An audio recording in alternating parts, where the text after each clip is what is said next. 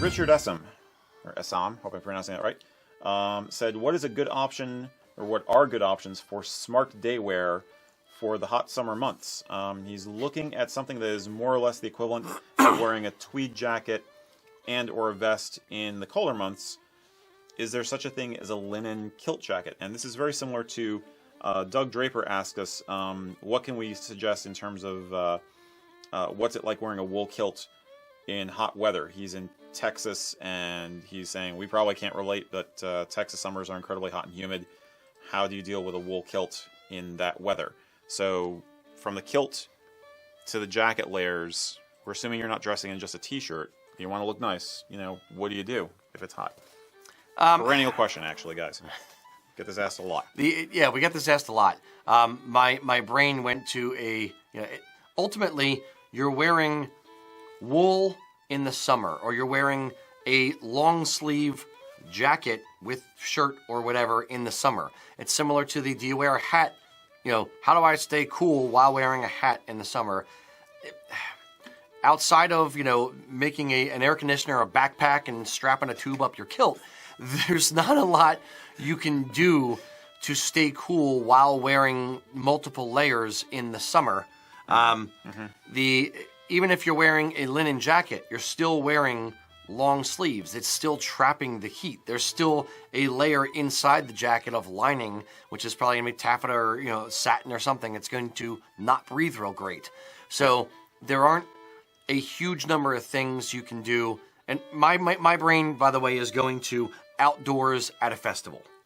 Right. Or somewhere outside in the summer. Right. If you're inside, then it wouldn't matter as much because hopefully you have air conditioning. But outside, outside of wearing, less clothing, you're going to be hot.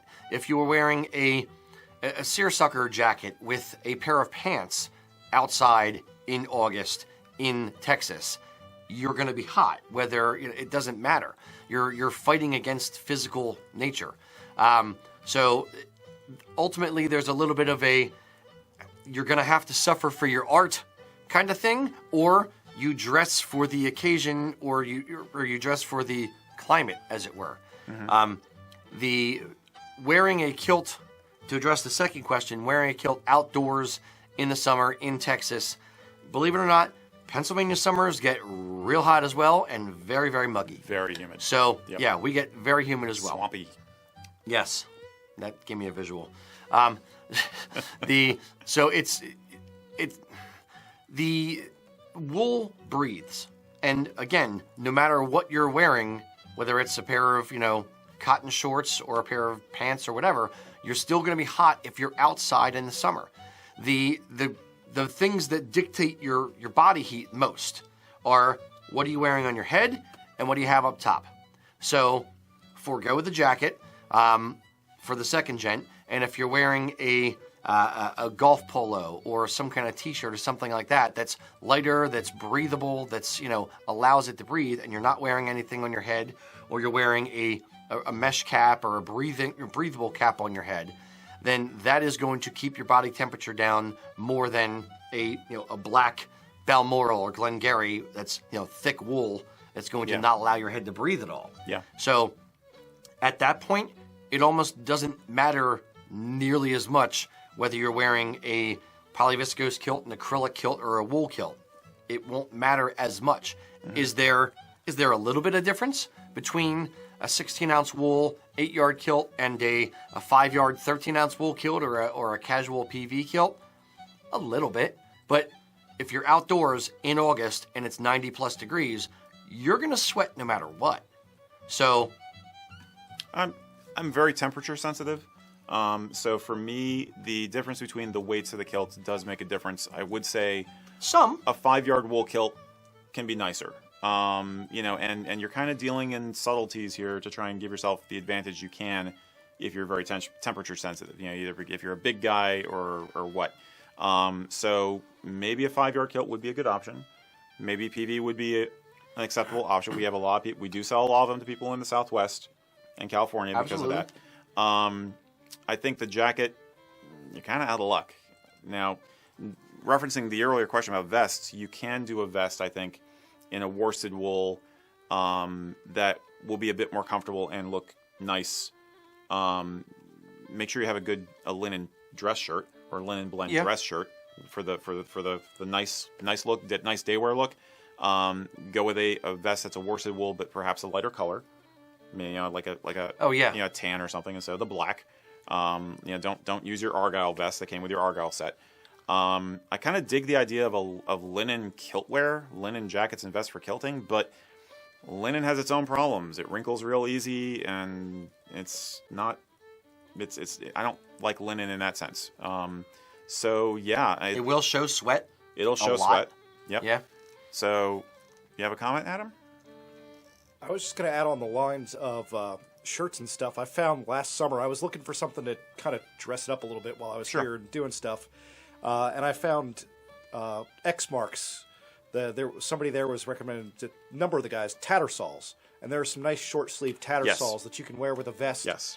Like you said, don't do black, but you can throw on a tattersall with a vest and look pretty good and stay reasonably comfortable. Yeah. I think lacking layers does not mean you have to look shabby. Clothing has adapted. We're emulating clothing that comes from a cooler climate. And frankly, Anglos have been doing this for hundreds of years, trying to bring European clothing into other environments where it really wasn't ideal. Look at what guys wear in the South wear for business wear. Look at the classic IBM short sleeve dress shirt, that's white. They wear that because it's cooler and more comfortable. Look at Bermuda shorts, for crying out loud. You're wearing a business suit but with shorts because you're in Bermuda. You're in the Caribbean. So in some ways, you kind of have to adapt. A good-looking tattersall shirt and nothing else, no other layers, you can still look pretty sharp. You don't have to have the layers to look nice. That said, I'm going to research a seersucker fabric kilt and matching outfit. With a Hawaiian print shirt. Well, the tie is going to be Hawaiian print. That's not enough. Okay. Well, we can hash that out later. The tie can also be Hawaiian print, a different toning Hawaiian print on a Hawaiian print shirt. True. I have to make sure that it's my clan's Hawaiian print, though. Fair enough. Yeah. Fair enough. Yeah, I have to research the official Stuart pineapple print before I go any further. Yes. But we're joking around, but basically, yeah, as we always say, experiment with it. Use a good undershirt. Use your body glide, and perhaps a lighter kilt. One other tip I will say: if your outfit and your aesthetic will permit it, you might want to consider avoiding the kilt belt in hot weather, because where you're going to build up heat in a kilt when you're wearing it is the midsection. This is where you're going to feel it, not down below because you're ventilated. Up here you might feel it, so the leather of the belt is an added layer of insulation that you may not want. Fair enough to say? Yeah. Yeah. And with that being said, aloha.